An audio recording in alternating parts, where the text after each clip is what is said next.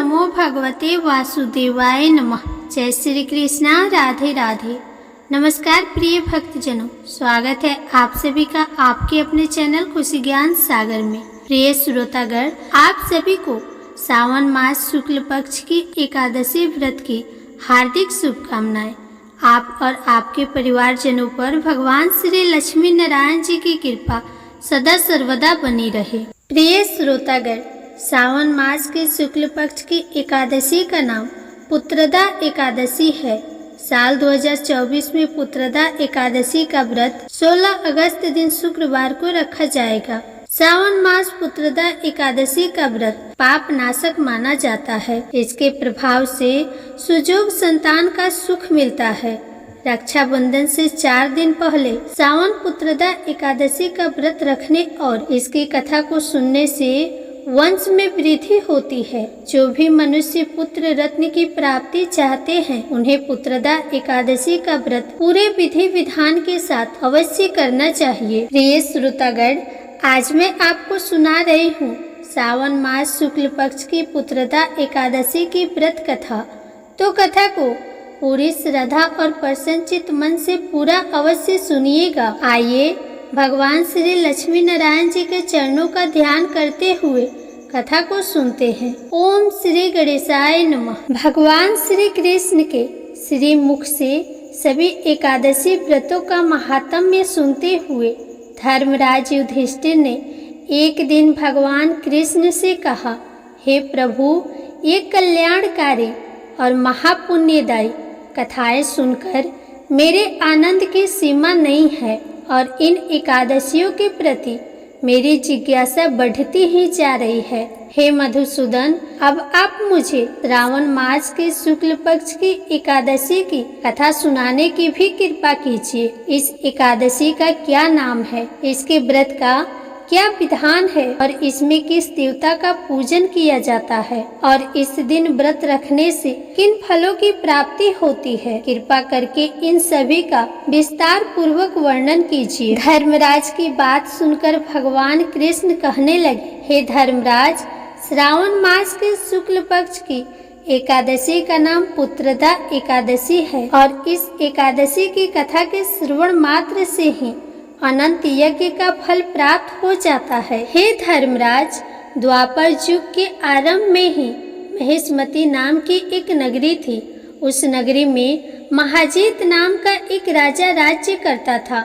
वह पुत्रहीन था, इसके लिए वह सदा दुखी रहा करता था। उसे वे राज्य, सुख, वैभव सभी कुछ बहुत ही कष्टदायक लगता था, क्योंकि पुत्र के बिना मनुष्य को इस लोक और परलोक दोनों में ही सुख नहीं मिलता है। राजा ने पुत्र प्राप्ति के बहुत उपाय किए, किंतु उसका हर उपाय निष्फल रहा।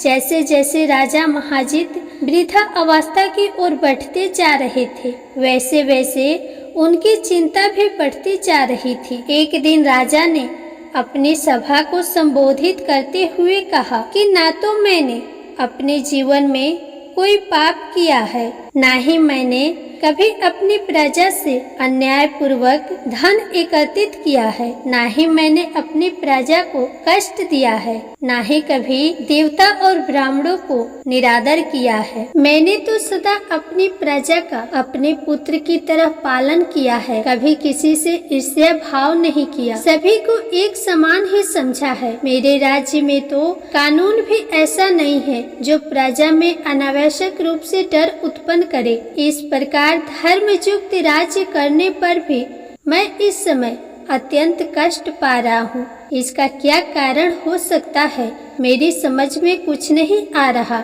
आप सभी इस पर विचार कीजिए कि इसका क्या कारण हो सकता है और क्या इस जीवन में मैं इस कष्ट से मुक्ति पा सकूंगा। राजा के इस कष्ट के निवारण के लिए उनके मंत्री आदि वन को गए, ताकि वहां जाकर किसी ऋषि मुनि को राजा का दुख बताकर कोई उपाय ढूंढ सके। वन में जाकर उन्होंने श्रेष्ठ मुनियों के दर्शन किए।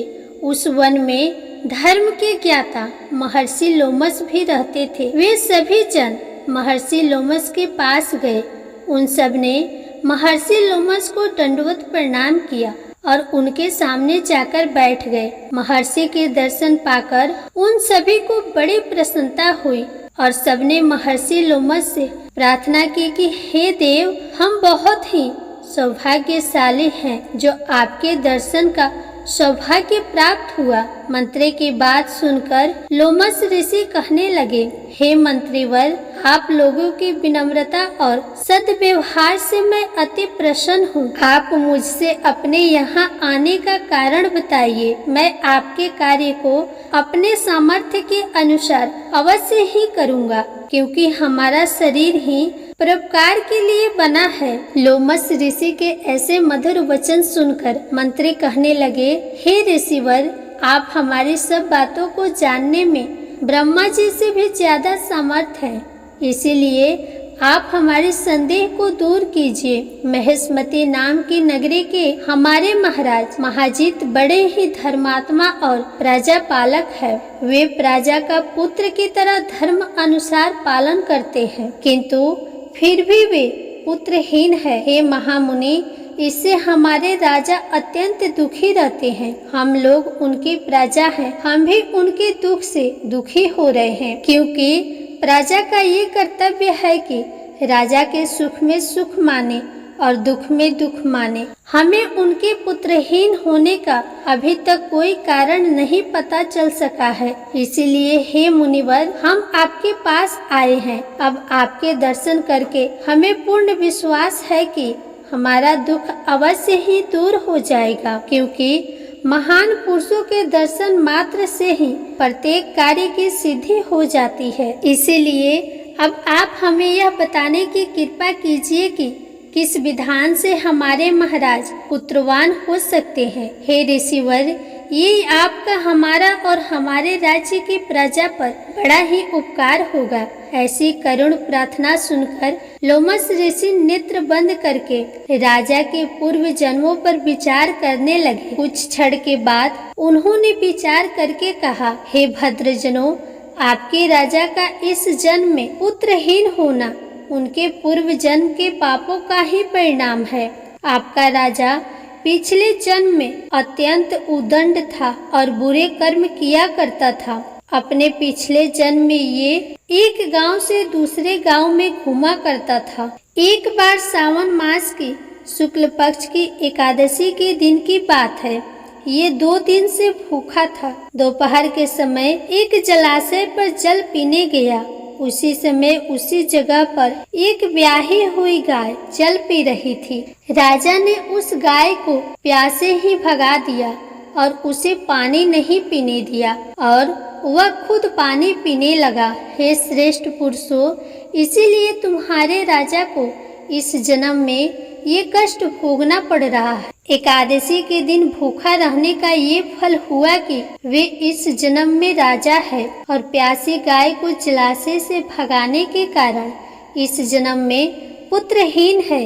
ये जानकर सभी मंत्रीगण प्रार्थना करने लगे, हे ऋषि, श्रेष्ठ शास्त्रों में तो ऐसा लिखा है कि पुण्य से पाप नष्ट हो जाते हैं, अतः कृपा करके हमें कोई ऐसा उपाय बताइए जिससे हमारे राजा के पूर्व जन्म के पाप नष्ट हो जाए और उन्हें पुत्र रत्न की प्राप्ति हो। मंत्रीगणों की बात सुनकर लोमस ऋषि कहने लगे, हे भद्रजनों, यदि तुम सब श्रावण मास के शुक्ल पक्ष की पुत्रदा एकादशी व्रत और रात्रि जागरण करो और उस व्रत का फल राजा को दान कर दो तो तुम्हारे राजा के यहाँ अवश्य ही पुत्र उत्पन्न होगा।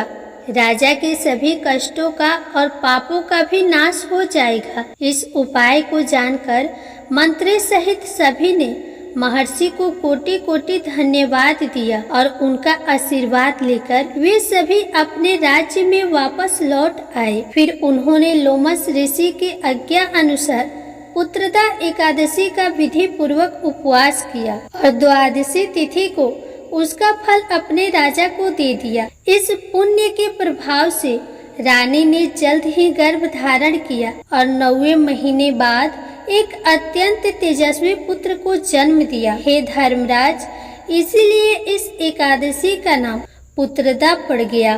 पुत्र की कामना रखने वाले मनुष्य को विधि पूर्वक सावन मास के शुक्ल पक्ष की एकादशी का व्रत रखना चाहिए। इस व्रत के प्रभाव से इस लोक में सुख और परलोक में स्वर्ग की प्राप्ति होती है। जाने अनजाने में किए गए अगले और पिछले सभी जन्मों के पाप का भी नाश हो जाता है।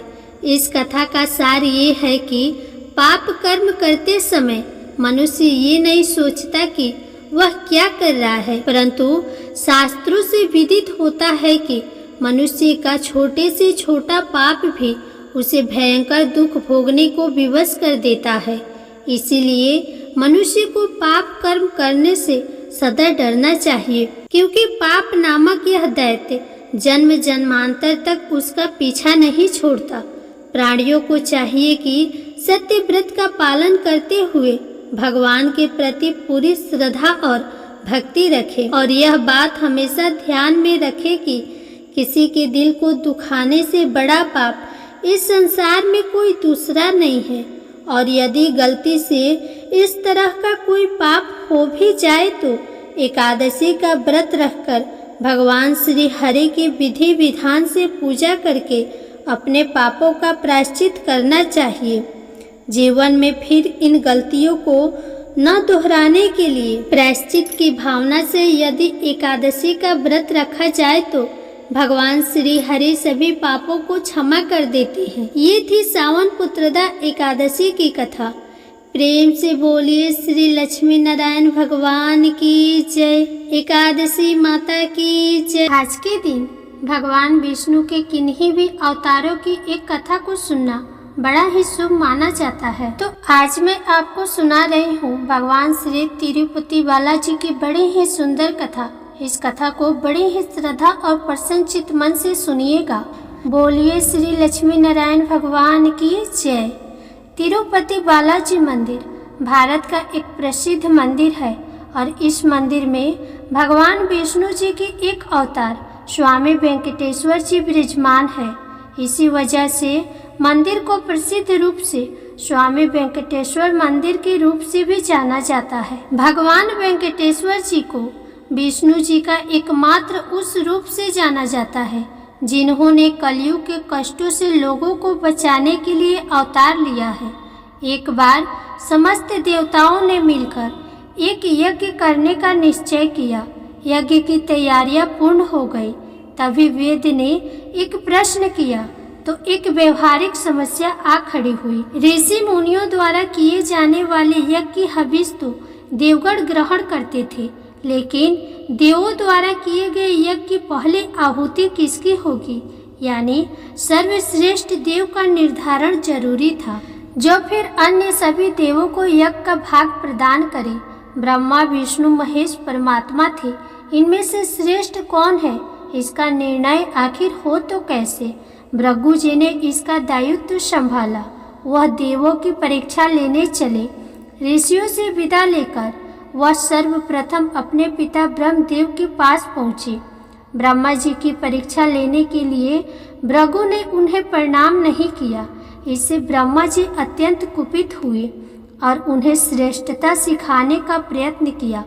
भृगु को गर्व था कि वह तो परीक्षक है, परीक्षा लेने आए हैं, पिता पुत्र का आज क्या रिश्ता। भृगु ने ब्रह्मदेव से अशिष्टता कर दी। ब्रह्मा जी का क्रोध बढ़ गया और अपने कमंडलू लेकर पुत्र को मारने भागे। भृगु किसी तरह वहां से जान बचाकर भाग चले आए। इसके बाद वह शिव जी के लोग कैलाश को गए। भृगु ने फिर से धृष्टता की, बिना कोई सूचना का शिष्टाचार दिखाए या शिवगणों से आज्ञा लिए सीधे वहां पहुंच गए जहां शिव जी माता पार्वती के साथ विश्राम कर रहे थे। आए तो आए, साथ ही अशिष्टता का आचरण भी किया। शिव जी शांत रहे पर भृगु ना समझे। शिव जी को क्रोध आया तो उन्होंने अपना त्रिशूल उठाया तो भृगु वहां से भी भागे। अंत में वह भगवान विष्णु के पास क्षीर सागर पहुँचे। श्री हरि शेष शैया पर लेटे निद्रा में थे और देवी लक्ष्मी उनके चरण दबा रही थी। महर्षि भृगु 2 स्थानों से अपमानित करके भगाए गए थे। उनका मन बहुत दुखी था। विष्णु जी को सोता देख उन्हें ना जाने क्या हो गया और उन्होंने विष्णु जी को जगाने के लिए उनकी छाती पर एक लात जमा दी।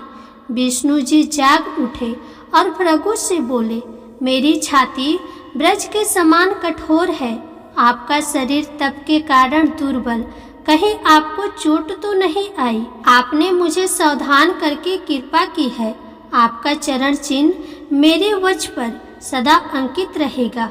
भृगु को बड़ा आश्चर्य हुआ। उन्होंने तो भगवान की परीक्षा लेने के लिए ये अपराध किया था, परंतु भगवान तो दंड देने के बदले मुस्कुरा रहे थे। उन्होंने निश्चय किया कि श्री हरि जैसी विनम्रता किसी में नहीं। वास्तव में विष्णु जी ही सबसे बड़े देवता है। भृगु जी ने लौटकर सभी ऋषियों को पूरी घटना सुनाई। सभी ने एक मत से यह निश्चय किया कि भगवान विष्णु को ही यज्ञ का प्रधान देवता समझकर मुख्य भाग दिया जाएगा। लक्ष्मी जी ने भृगु को अपने पति की छाती पर लात मारते देखा तो उन्हें बड़ा क्रोध आया, परंतु उन्हें इस बात पर क्षोभ भी था कि श्री हरि ने उदंड को दंड देने के स्थान पर उल्टे चरण पकड़ लिए और क्षमा मांगने लगे।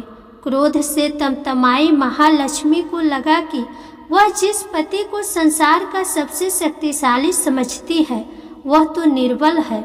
यह धर्म की रक्षा करने के लिए अधर्मियों एवं दुष्टों का नाश कैसे करते होंगे?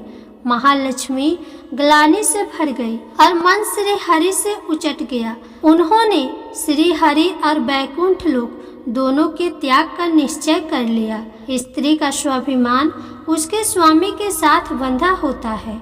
उनके समक्ष कोई स्वामी पर प्रहार कर गया और स्वामी ने उसका प्रतिकार भी नहीं किया। ये बात मन में कौंधती रही।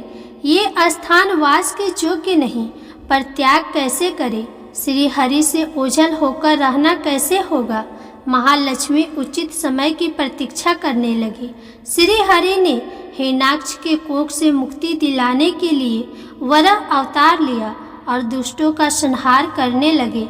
महालक्ष्मी के लिए ये समय उचित लगा। उन्होंने बैकुंठ का त्याग कर दिया और पृथ्वी पर एक वन में तपस्या करने लगी। तप करते करते उन्होंने अपना शरीर छोड़ दिया।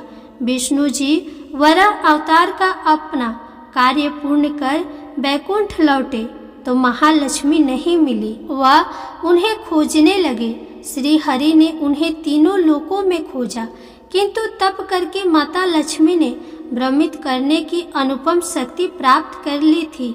उसी शक्ति से उन्होंने श्री हरि को भ्रमित रखा। आखिर श्री हरि को पता लग ही गया, लेकिन तब तक वह शरीर छोड़ चुकी थी।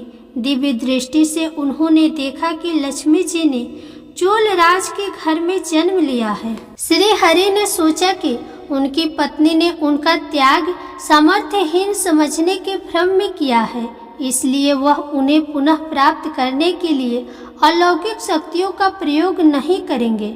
महालक्ष्मी ने मानव रूप धारा है तो अपनी प्रिय पत्नी को प्राप्त करने के लिए वह भी साधारण मानवों के समान व्यवहार करेंगे और महालक्ष्मी जी का हृदय और विश्वास जीतेंगे। भगवान ने श्रीनिवास का रूप धरा और पृथ्वी लोक पर चोल नरेश के राज्य में निवास करते हुए महालक्ष्मी जी से मिलने के लिए उचित अवसर की प्रतीक्षा करने लगे।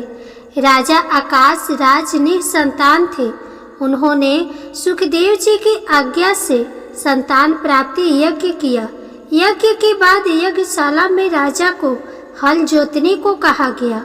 राजा ने हल जोता तो हल का फल किसी वस्तु से टकराया।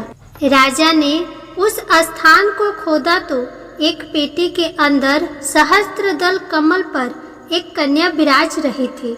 वह महालक्ष्मी जी थी। राजा के मन की मुराद पूरी हो गई थी, क्योंकि कन्या कमल के फूल में मिली थी, इसलिए उनका नाम रखा गया पद्मावती। पद्मावती नाम के अनुरूप ही रूपवंती और गुणवंती थी। साक्षात लक्ष्मी जी का अवतार पद्मावती विवाह के योग्य हुई। एक दिन वह बाग में फूल चुन रही थी।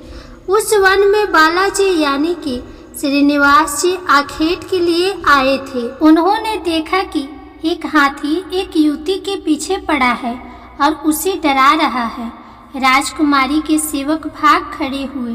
श्रीनिवास जी ने तीर चलाकर हाथी को रोका और पद्मावती की रक्षा की। श्रीनिवास और पद्मावती ने एक दूसरे को देखा और एक दूसरे पर मोहित हो गए। दोनों के मन में परस्पर अनुराग पैदा हुआ, लेकिन दोनों बिना कुछ कहे अपने अपने घर वापस लौट गए। श्रीनिवास जी घर तो लौट आए, लेकिन मन पद्मावती में ही बस गया। वह पद्मावती का पता लगाने के लिए उपाय सोचने लगे। उन्होंने ज्योतिषी रूप धरा और भविष्य वाचने के बहाने पद्मावती को ढूंढने निकले। धीरे धीरे ज्योतिषी श्रीनिवास की ख्याति पूरे चोल राज्य में फैल गई। पद्मावती के मन में भी श्रीनिवास के लिए प्रेम हुआ था। वह उनसे मिलने को व्याकुल थी, किंतु कोई पता ठिकाना न होने के कारण उनका मन चिंतित था। इस चिंता और प्रेम विरह में उन्होंने भोजन, श्रृंगार आदि का त्याग कर दिया। इसके कारण उनका शरीर कृशकाय होता चला गया। राजा से ही पुत्री की ये दशा देखी नहीं जा रही थी। वह चिंतित थे। ज्योतिषी की प्रसिद्धि की सूचना राजा को भी हुई। राजा ने ज्योतिषी श्रीनिवास को बुलाया और सारी बात बताकर अपनी कन्या की दशा का कारण बताने को कहा। श्रीनिवास राजकुमारी का हाल समझने पहुँचे तो पद्मावती को देखकर प्रसन्न हो गए। उनका उपक्रम सफल रहा। उन्होंने पद्मावती का हाथ अपने हाथ में लिया। कुछ देर तक पढ़ने का स्वयं करने के बाद बोले, महाराज, आपकी पुत्री प्रेम के विरह में जल रही है। आप इनका शीघ्र ही विवाह कर दें तो स्वस्थ हो जाएंगे। पद्मावती ने अब श्रीनिवास की ओर देखा। देखते ही पहचान लिया। उनके मुख पर प्रसन्नता के भाव आए और वह हंसी। काफी दिनों बाद पुत्री को प्रसन्न देख राजा को लगा कि ज्योतिषी का अनुमान बिल्कुल सही है। राजा ने श्रीनिवास जी से पूछा, ज्योतिषी महाराज, यदि आपको ये पता है कि मेरी पुत्री प्रेम के विरह में पीड़ित है, तो आपको ये भी सूचना होगी कि मेरी पुत्री को किससे प्रेम है। उसका विवाह करने को मैं तैयार हूँ। आप उसका परिचय दें। श्रीनिवास जी ने कहा, आपकी पुत्री एक दिन वन में फूल चुनने गई थी। एक हाथी ने उन पर हमला किया तो आपके सैनिक और दासियां भाग खड़ी हुई। राजकुमारी के प्राण एक धनुधर ने बचाए थे। राजा ने कहा कि हाँ, मेरे सैनिक ने बताया था कि एक दिन ऐसी घटना हुई थी। एक वीर पुरुष ने उसके प्राण बचाए थे, लेकिन मेरी पुत्री के प्रेम से उस घटना का क्या तात्पर्य है। श्रीनिवास जी ने कहा, आपकी पुत्री को अपनी जान बचाने वाले उसी युवक से प्रेम हुआ है। राजा के पूछने पर श्रीनिवास जी ने कहा, वो कोई साधारण युवक नहीं है, बल्कि शंख चक्रधारी स्वयं भगवान विष्णु है। इस समय बैकुंठ को छोड़कर मानव रूप में श्रीनिवास के नाम से पृथ्वी पर भ्रमण कर रहे हैं। आप अपनी पुत्री का विवाह उनसे करें, मैं इसकी सारी व्यवस्था करा दूंगा। ये बात सुनकर राजा प्रसन्न हो गए कि स्वयं भगवान विष्णु उनके जमाई बनेंगे। श्रीनिवास और पद्मावती जी का विवाह तय हो गया। श्रीनिवास रूप में श्री हरि ने सुखदेव के माध्यम से समस्त देवी देवताओं को अपने विवाह की सूचना भिजवा दी। सुखदेव की सूचना से सभी देवी देवता अत्यंत प्रसन्न हुए। सभी देवी देवता श्रीनिवास जी से मिलने और बधाई देने पृथ्वी पर पहुँचे, परंतु श्रीनिवास जी को खुशी के बीच एक चिंता भी होने लगी। देवताओं ने पूछा, भगवान, संसार की चिंता हरने वाले आप इस उत्सव के मौके पर इतने चिंतित क्यों हैं? तब श्रीनिवास जी ने कहा, चिंता की बात है धन का अभाव। महालक्ष्मी ने मुझे त्याग दिया है, इस कारण मैं धनहीन हो चुका हूँ। स्वयं महालक्ष्मी ने तब से शरीर त्याग मानव रूप लिया है और पिछली स्मृतियों को गुप्त कर लिया है। इस कारण उन्हें ये सूचना नहीं है कि वह महालक्ष्मी का ही स्वरूप है। वह तो स्वयं को राजकुमारी पद्मावती ही मानती है। मैंने निर्णय किया है कि जब तक उनका प्रेम पुनः प्राप्त नहीं करता, अपनी माया का उन्हें आभास नहीं कराऊंगा। इस कारण मैं एक साधारण मनुष्य का जीवन व्यतीत कर रहा हूँ। राजा की पुत्री से शादी करने और घर बसाने के लिए धन, वैभव और ऐश्वर्य की जरूरत है। वह मैं कहाँ से लाऊं? स्वयं नारायण को धन की कमी सताने लगी। मानव रूप में आए प्रभु को भी विवाह के लिए धन की आवश्यकता हुई। यही तो ईश्वर की लीला है। जिस रूप में रहते हैं उस रूप की योनि के सभी कष्ट सहते हैं। श्री हरि विवाह के लिए धन का प्रबंध कैसे हो, इस बात से चिंतित है। देवताओं ने जब यह सुना तो उन्हें आश्चर्य हुआ। देवताओं ने कहा, कुबेर आवश्यकता के बराबर धन की व्यवस्था कर देंगे। देवताओं ने कुबेर का आवाहन किया तो कुबेर जी प्रकट हुए। कुबेर ने कहा, ये तो मेरे लिए प्रसन्नता की बात है कि आपके लिए मैं कुछ कर सकूं। प्रभु, आपके लिए धन का तत्काल प्रबंध करता हूँ। कुबेर का कोप आपकी कृपा से ही रक्षित है। तब श्री हरि जी ने कुबेर जी से कहा, यक्षरायुष, आपको भगवान भोलेनाथ ने जगत और देवताओं के धन की रक्षा का दायित्व सौंपा है। उसमें से धन मैं अपनी आवश्यकता के हिसाब से लूंगा, लेकिन मेरी एक शर्त है। ये सुनकर सभी देवता आश्चर्य में पड़ गए। श्री हरि ने कहा, ब्रह्मा जी और शिव जी साक्षी रहे। कुबेर से धन ऋण के रूप में लूंगा, जिसे भविष्य में ब्याज सहित चुकाऊंगा। श्री हरि की बात से कुबेर समेत सभी देवता विस्मय में एक दूसरे को देखने लगे। कुबेर बोले, भगवान, मुझसे कोई अपराध हुआ तो उसके लिए क्षमा कर दें, पर ऐसी बात ना कहें। आपकी कृपा से विहीन होकर मेरा सारा कोष नष्ट हो जाएगा। श्री हरि ने कुबेर को निश्चिंत करते हुए कहा, आपसे कोई अपराध नहीं हुआ है। मैं मानव की कठिनाई का अनुभव करना चाहता हूँ। मानव रूप में उन कठिनाइयों का सामना करूँगा जो मानव को आती है। धन की कमी और ऋण का बोझ सबसे बड़ा है। कुबेर ने कहा, प्रभु, यदि आप मानव की तरह ऋण पर धन लेने की बात कर रहे हैं तो फिर आपको मानव की तरह ये भी बताना होगा कि ऋण चुकाएंगे कैसे। मानव को ऋण प्राप्त करने के लिए कई शर्तें झेलनी पड़ती है। श्रीनिवास जी ने कहा, कुबेर, ये ऋण मैं नहीं, मेरे भक्त चुकाएंगे, लेकिन मैं उनसे भी कोई उपकार नहीं लूँगा। मैं अपनी कृपा से उन्हें धनवान बनाऊंगा। कलयुग में पृथ्वी पर मेरी पूजा धन, ऐश्वर्य और वैभव से परिपूर्ण देवता के रूप में होगी। मेरे भक्त मुझसे धन, वैभव और ऐश्वर्य की मांग करने आएंगे। मेरी कृपा से उन्हें ये प्राप्त होगा। बदले में भक्तों से मैं दान प्राप्त करूंगा, जो चढ़ावे के रूप में होगा। मैं इस तरह आपका ऋण चुकाता रहूंगा। कुबेर जी ने कहा, भगवान, कलयुग में मानव जाति धन के विषय में बहुत विश्वास के योग्य नहीं रहेगी। उन पर आवश्यकता से अधिक विश्वास करना क्या उचित होगा? तब श्रीनिवास जी बोले, शरीर त्यागने के बाद तिरुपति के तिरुमाला पर्वत पर बालाजी के नाम से लोग मेरी पूजा करेंगे। मेरे भक्तों की अटूट श्रद्धा होगी। वो मेरे आशीर्वाद से प्राप्त धन में मेरा हिस्सा रखेंगे। इस रिश्ते में ना कोई दाता है और ना कोई याचक। हे कुबेर, कलयुग के आखिरी तक भगवान बालाजी धन, ऐश्वर्य और वैभव के देवता बने रहेंगे। मैं अपने भक्तों को धन से परिपूर्ण करूंगा तो मेरे भक्त दान से न केवल मेरे प्रति अपना ऋण उतारेंगे, बल्कि मेरा ऋण उतारने में भी मेरी मदद करेंगे। इस तरह कलयुग की समाप्ति के बाद मैं आपका मूल धन लौटा दूंगा।